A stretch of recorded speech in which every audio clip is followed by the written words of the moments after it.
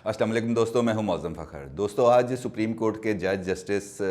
फ़ाइज़ ईसा साहब की तरफ से एक नज़रसानी की दरख्वास्त दायर की गई है, जो उनके ख़िलाफ़ रेफरेंस में अदालत-ए-ज़ुमा ने जो फ़ैसला किया था उसके हवाले से उन्होंने कुछ और उसके ऊपर अपनी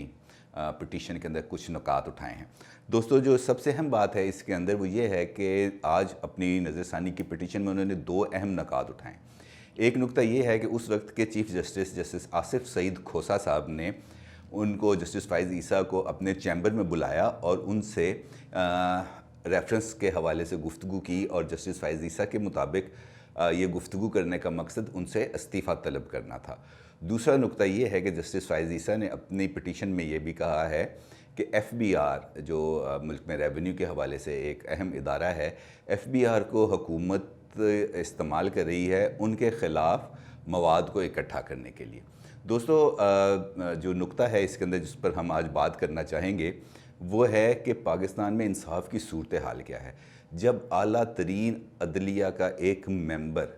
अपने लिए इंसाफ तलब कर रहा है या उसको इंसाफ तमाम मयारात के मुताबिक नहीं मिल पा रहा, तो आम आदमी का क्या हशर होता होगा पाकिस्तान के अदालती निज़ाम के अंदर। आप इस बात से अंदाज़ा लगाइए कि पाकिस्तान के अंदर सूरत हाल इस वक्त कितनी ख़राब हो चुकी है कि सिर्फ़ आज कसूर के अंदर एक बाप ने अपने 5 बच्चों को लिंक कनाल के अंदर फेंक दिया, जिसकी वजह से बच्चे जो हैं वो अल्लाह को प्यारे हो गए, और 2 मासूम बच्चों की लाशें अब तक बरामद की जा चुकी हैं। दोस्तों, सवाल ये है कि पाकिस्तान के अदालती निज़ाम के अंदर और निज़ाम इंसाफ के अंदर इन जैसे मासूम बच्चों के कत्ल का मुहर्रकात कैसे साबित होंगे,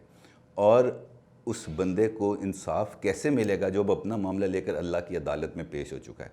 दोस्तों, एक तहकीक के मुताबिक इस वक्त सिर्फ पंजाब की अदालतों में 20 लाख से ज़ायद मुकदमात ज़ेर इल्तवा हैं, यानी वहाँ पर जो लोग आते हैं वो सिर्फ़ अगली तारीख़ें लेके वापस चले जाते हैं। अब इससे अंदाज़ा लगाइए कि अगर यही निज़ाम बरकरार रहा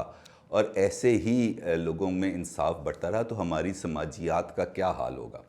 किस वजह से आज मुल्क के अंदर लॉ एंड ऑर्डर उस लहज पे जा चुका है जहाँ पर वापसी की कोई उम्मीद नज़र नहीं आ रही। जब आला अदालतों के जज साहिबान अपने लिए इंसाफ तलब करेंगे, जस्टिस फ़ाइज़ ईसा तो एक मिसाल है, दूसरे जज हैं इस्लामाबाद हाई कोर्ट के जस्टिस शौकत सिद्दीकी, वो भी 2.5 साल से अपनी एक पिटीशन लेके फिर रहे हैं लेकिन कोई सुनवाई नहीं हो रही। इसी तरीके से हालिया दिनों के अंदर आपने देखा होगा कि जस्टिस जो एहतसाब अदालत के जज थे अरशद मलिक साहब, वो भी अल्लाह को प्यारे हुए हैं, और इस मामले में ये भी ज़रूरी है कि उनका जो मुकदमा जिस हवाले से उनको हटाया गया था वो नवाज़ शरीफ साहब के ख़िलाफ़ था। और ये नुक्ता जिसका मरियम बीबी ने इजहार किया कल अपने एक बयान में, वो भी बड़े तवज्जो तलब है कि अरशद मलिक को मिसकंडक्ट पे तो हटा दिया गया, लेकिन मुकदमे के मेरिट के ऊपर जो सुनवाई जारी है उसके अंदर उनका एक मरतबा भी बयान रिकॉर्ड नहीं किया गया। वो 1.5 साल तक रहे और उसके बाद अल्लाह ताला को प्यारे हो गए, लेकिन अदालती निज़ाम के अंदर सुनवाई का कोई तरीक़ाकार आज तक इस हवाले से वज़ा नहीं हो सका कि लोग इंसाफ के लिए तड़पते रहते हैं लेकिन मर जाते हैं, अल्लाह के हुजूर पेश हो जाते हैं, और ऐसे कई वाक़यात हमारी नज़रों से भी गुजरते हैं,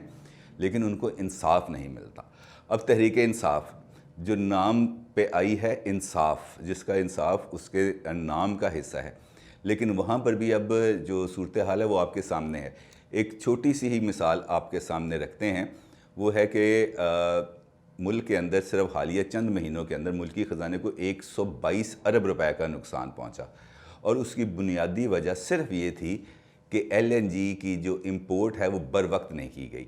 यानी कि जिस वक्त आलमी मार्केट के अंदर LNG $5 के हिसाब से दस्तयाब थी, सस्ती तरीन LNG उस वक्त अवेलेबल थी लेकिन इंपोर्ट नहीं की गई। जब उसकी कीमत $9 पे चली गई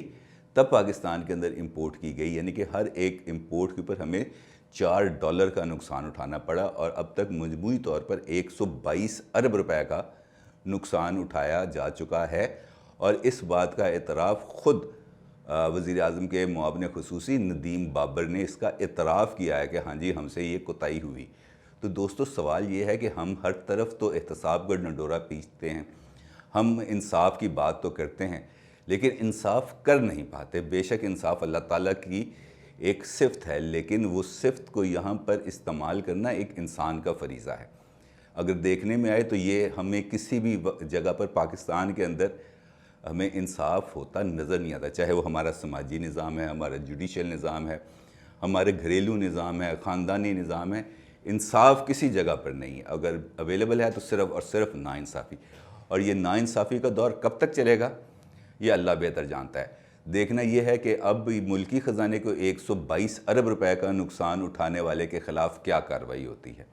وہ 5 بے گناہ جو آج نہر میں ڈبو کر مارے گئے،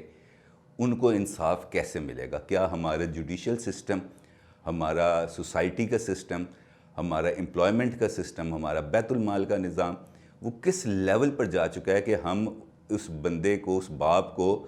کس طرح ہم قصوروار ٹھہرا سکتے ہیں کہ اس نے غربت سے تنگ آ کر اپنے بچوں کو نہر میں پھینک دیا؟ کون ہے ذمہ دار اس کا؟ ہم ریاست مدینہ کی بات کرتے ہیں،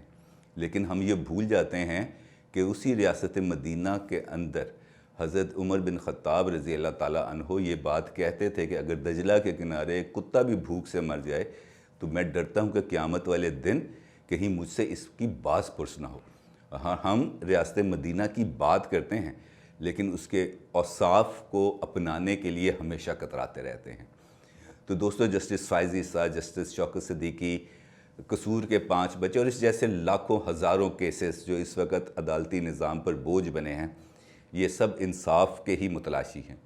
اور یہ انصاف ان کو کب ملے گا یہ اللہ ہی بہتر جانتا ہے۔ شاید ان سب کو اللہ کی عدالت میں ہی انصاف ملے۔ دوستو، آپ کا بہت شکریہ۔ اللہ حافظ۔